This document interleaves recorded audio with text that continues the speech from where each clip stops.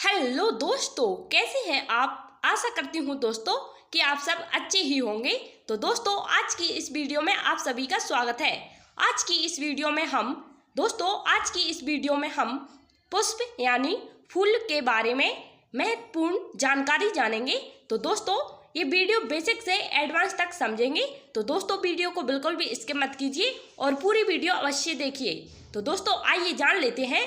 हमारा टॉपिक है पुष्प यानी फ्लावर। तो दोस्तों आइए जान लेते हैं।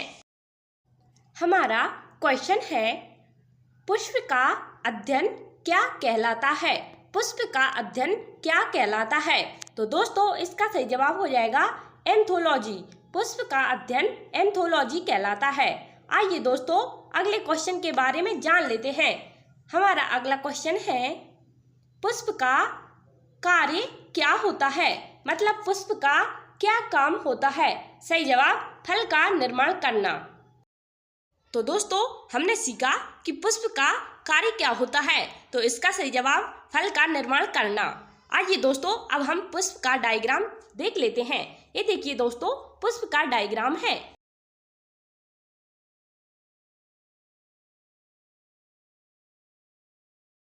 दोस्तों अगला हमारा क्वेश्चन है, पुष्प के कितने भाग होते हैं।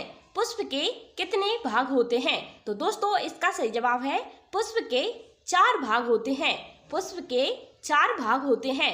आइए दोस्तों अब हम पुष्प के चारों भागों के नाम जान लेते हैं। पुष्प के 4 भाग होते हैं, इनके नाम जान लेते हैं। आइए दोस्तों, तो दोस्तों पहला नंबर पे आएगा बाह्य दलपुंज। तो दोस्तों इसको इंग्लिश में कैलेक्स कहते हैं, कैलेक्स। दूसरे नंबर पे आता है दलपुंज, इसको इंग्लिश में कोरोला कहते हैं। तीसरे नंबर पे आता है पुमंग। तो दोस्तों इसको इंग्लिश में एंड्रोसियम कहा जाता है। दोस्तों चौथे नंबर पर जायांग आता है, इसको इंग्लिश में गाइनोसियम कहा जाता है, गाइनोसियम कहा जाता है। आइए दोस्तों अब हम इनके बारे में बेसिक से जान लेते हैं। दोस्तों ये देखिए दोस्तों डायग्राम में साफ साफ दिखाई दे रहा है। तो पुष्प के जो सबसे नीचे के भाग जो हरी हरी पत्तियां दिखाई देती हैं उनको हम बाह्य दलपुंज कहते हैं, बाह्य दलपुंज कहते हैं। और दोस्तों ये देखिए पुष्प की जो पंखुड़ी होती हैं उनको हम दलपुंज कहते हैं, दलपुंज कहते हैं। और दोस्तों पुमंग यह पुष्प का नर भाग होता है और लास्ट वाले भाग को हम जायांग कहते हैं, यह पुष्प का मादा भाग होता है। तो दोस्तों आइए इनके बारे में डिटेल्स में जान लेते हैं। पॉइंट नंबर 1, बाह्य दलपुंज यह पुष्प का सबसे बाहरी भाग होता है जो हरी पत्तियों के रूप में होता है। पुष्प के सभी बाह्य दल मिलकर बाह्य दलपुंज का निर्माण करते हैं। दोस्तों जैसा कि हमने डायग्राम में देखा था कि पुष्प के जो सबसे बाहरी भाग होते हैं वो हरी पत्तियां दिखाई देती हैं, उन्हीं को हम बाह्य दलपुंज कहते हैं। दोस्तों बाह्य दल मिलकर बाह्य दलपुंज का निर्माण करते हैं। आइए दोस्तों बाह्य दलपुंज के कार्य जान लेते हैं। कार्य होता है इसका, पुष्प की कलिका अवस्था में आंतरिक अंगों की रक्षा करता है। पुष्प की कलिका अवस्था में आंतरिक अंगों की रक्षा करता है। आइए दोस्तों अब हम सेकंड पॉइंट के बारे में जान लेते हैं। Point number 2, दलपुंज। बाह्य दलपुंज के भीतरी भाग को दलपुंज कहते हैं। दोस्तों बाह्य दलपुंज के भीतरी भाग को दलपुंज कहते हैं। पुष्प के सभी दल मिलकर दलपुंज का निर्माण करते हैं। दल को पंखुड़ी भी कहते हैं। इनका रंग विभिन्न फूलों में अलग अलग होता है। दोस्तों जैसे पीले पुष्प में पीले रंग का होता है, ऐसे ही अलग अलग पुष्पों में अलग अलग रंग होता है। दोस्तों इसका कार्य होता है परागण हेतु कीटों को आकर्षित करना। दलपुंज का कार्य होता है परागण हेतु कीटों को आकर्षित करना। दोस्तों इसके कलर से ही कीट आकर्षित होते हैं इसके प्रति। आइए दोस्तों अब हम पॉइंट नंबर 3 के बारे में जान लेते हैं। तो दोस्तों आइए पॉइंट नंबर 3 के बारे में जान लेते हैं। हमारा पॉइंट नंबर 3 है पुमंग। दोस्तों इसको इंग्लिश में एंड्रोसियम कहा जाता है, एंड्रोसियम। दोस्तों इसको हम ऐसे याद रख सकते हैं, पुमंग तो पा से पुरुष। दोस्तों यह पुष्प का नर भाग होता है, इसकी संख्या ज़्यादा होती है। दोस्तों इसके 3 भाग होते हैं। नंबर 1 पे आएगा पुंकेसर, इसको इंग्लिश में फिलामेंट कहते हैं, फिलामेंट। दूसरे नंबर पर आएगा परागकोश, इसको इंग्लिश में एंथर कहते हैं। और तीसरे नंबर पर आएगा परागकण मतलब पोलन ग्रेन, पोलन ग्रेन। तो दोस्तों ये हैं पुमंग मतलब एंड्रोसियम के भाग, एंड्रोसियम के भाग। आइए दोस्तों अब हम इनके बारे में डिटेल्स में जान लेते हैं। दोस्तों पुमंग मतलब पुरुष।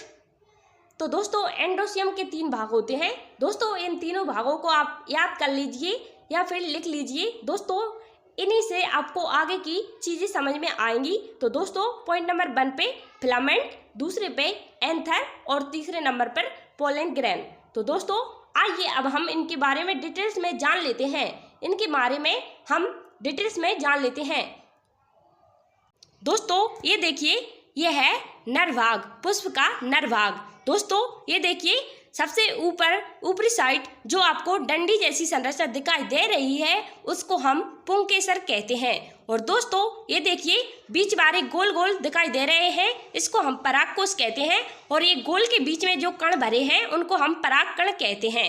आइए दोस्तों अब हम पॉइंट नंबर 4 मतलब जायांग, इसको इंग्लिश में गायनोसियम कहा जाता है, इसके बारे में जान लेते हैं। दोस्तों इसके भी 3 भाग होते हैं। पहले नंबर पर आता है अंडाशय, इसको इंग्लिश में ओवरी कहा जाता है, ओवरी। दूसरे नंबर पर आता है वर्तिका, इसको इंग्लिश में स्टाइल कहा जाता है। और तीसरे नंबर पर आता है वर्तिकाग्र, इसको इंग्लिश में स्टिग्मा कहा जाता है।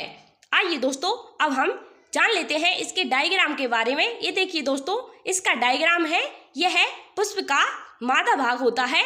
ये देखिए दोस्तों ये देखिए गायनोसियम का डायग्राम दिया गया है। इसमें सबसे ऊपरी भाग को वर्तिकाग्र कहते हैं और बीच वाले भाग को वर्तिका और लास्ट वाले भाग को अंडाशय कहते हैं। दोस्तों हमारा क्वेश्चन है परागण किसे कहते हैं, परागण किसे कहते हैं? तो इसका सही जवाब हो जाएगा परागकण का वर्तिका तक पहुंचना परागण कहलाता है। परागकण का वर्तिका तक पहुंचना परागण कहलाता है। ये देखिए दोस्तों डायग्राम के थ्रू समझ लेते हैं। दोस्तों ये भाग में पुष्प का नर भाग है, नर भाग का परागकण मादा भाग के वर्तिका तक पहुंच रहा है, इसी को हम परागण कहते हैं। आइए दोस्तों अब हम अगले क्वेश्चन के बारे में जान लेते हैं। अगला क्वेश्चन है निषेचन किसे कहते हैं, निषेचन किसे कहते हैं? तो दोस्तों इसका सही जवाब हो जाएगा परागकण का अंडाशय तक पहुंचना निषेचन कहलाता है। दोस्तों आइए अब हम इसको डायग्राम के थ्रू समझ लेते हैं। दोस्तों ये देखिए पुष्प का नर भाग का परागकण का अंडाशय मतलब मादा भाग के अंडाशय तक पहुंचना ही निषेचन कहलाता है। आशा करती हूँ दोस्तों कि वीडियो आपको अच्छी लगी होगी। अगर वीडियो थोड़ी सी भी हेल्पफुल लगी हो तो वीडियो को लाइक करके चैनल को सब्सक्राइब जरूर कर लीजिए। सब्सक्राइब करना बिल्कुल फ्री होता है। Thanks for watching, thank you. Video देखने के लिए आपका बहुत बहुत धन्यवाद।